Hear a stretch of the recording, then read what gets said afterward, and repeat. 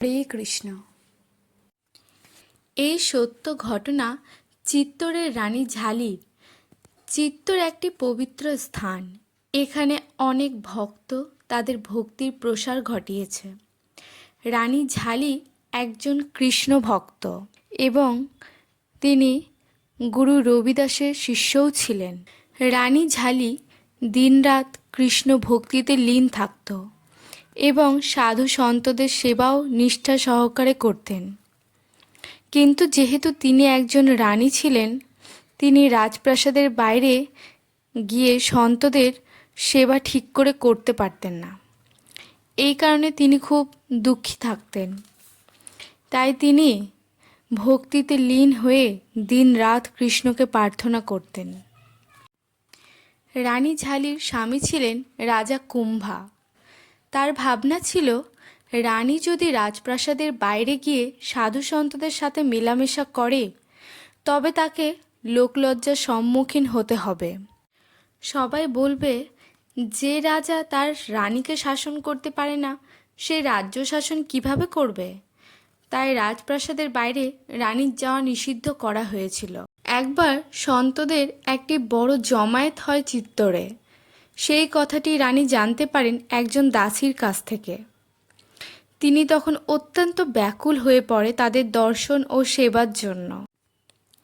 এদিকে রাজাও চিত্তরের সন্ত আগমনের কথা জানতে পেরে রানীর পাহারা আরও শক্ত করে দেন এবং সৈনিকদের আদেশ দেন, রানী যদি রাজপ্রাসাদের বাইরে যায় তবে আমি সব সৈন্যকে ফাঁসি দিয়ে দেব। এই ভয়ে সৈনিকরা তাদের পাহারা কড়া করে দেয়। সাধু সন্ত দর্শনে ব্যাকুল রানী কি করবে খুঁজে পায় না। তিনি শুধু কৃষ্ণকে প্রার্থনা করেন। হঠাৎ তিনি যেন শুনতে পায় তার অন্তর মনে কেউ যেন বলছে, তুমি একবার যাবার চেষ্টা তো করো, আমি তোমার সাথে আছি। তৎক্ষণাৎ রানী চলতে শুরু করে। তিনি দেখেন যে তিনি সৈনিকদের পাশ দিয়ে যাওয়া সত্ত্বেও যেন কোনো সৈনিক তাকে দেখতে পাচ্ছে না। তিনি সাধু সন্তদের কাছে পৌঁছে যান।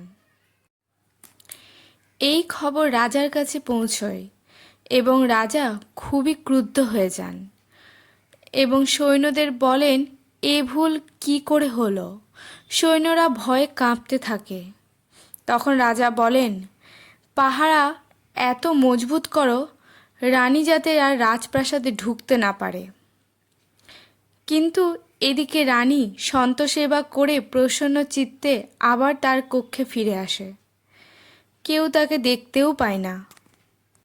এই খবর যখন রাজার কাছে পৌঁছয়, রাজা তৎক্ষণাৎ রানীর কাছে এসে জিজ্ঞাসা করেন, এত শক্ত পাহারা সত্ত্বেও তুমি কিভাবে রাজপ্রাসাদের বাইরে গেলে এবং পুনরায় রাজপ্রাসাদে ফিরে এলে? রানী তখন রাজাকে প্রণাম করে বললেন, আমাকে আপনি ক্ষমা করুন, আমি আপনার আজ্ঞা উল্লঙ্ঘন করেছি। বিশ্বাস করুন, আমি সাধু সন্তদের সৎসঙ্গ শুনে নিজেকে আটকে রাখতে পারিনি। ভক্তদের সাথে দেখা করার জন্য আমি অত্যন্ত ব্যাকুল হয়ে উঠেছিলাম। তারপর মহারাজা আবার ক্রুদ্ধ হয়ে জিজ্ঞাসা করলেন, তুমি কোন রাস্তা দিয়ে রাজপ্রাসাদের বাইরে গেলে আবার ফিরেও এলে? রানী তখন রাজাকে বললেন, আমি উত্তর দিতে রাজি, তবে আপনাকে একটি বচন দিতে হবে। আপনি কোনো সৈনিককে মৃত্যুদণ্ড দেবেন না। রাজা তাই করল।